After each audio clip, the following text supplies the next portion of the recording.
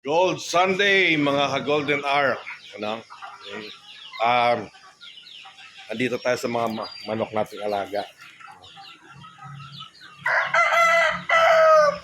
Sa ngayon po, ready for disposal na to, yung mga tandang ko.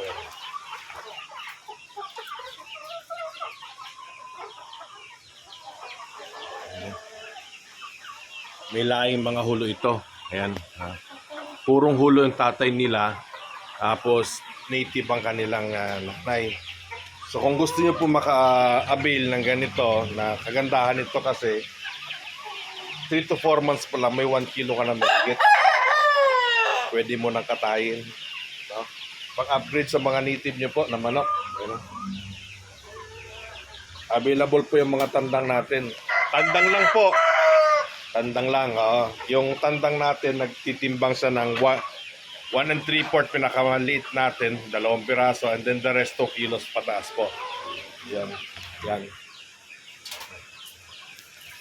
Pag-upgrade nyo po sa mga native ninyo ng manok. Binibenta lang po natin sa halagang 850 ang isa. Dito lang po sa may highway, sa may Barangay Quirino, sa Golden Arc mismo, Solano.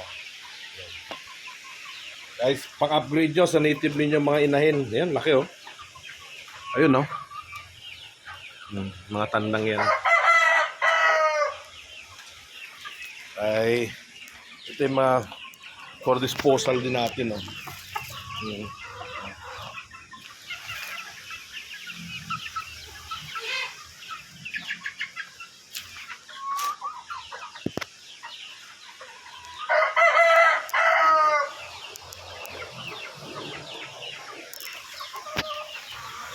Una na lang po.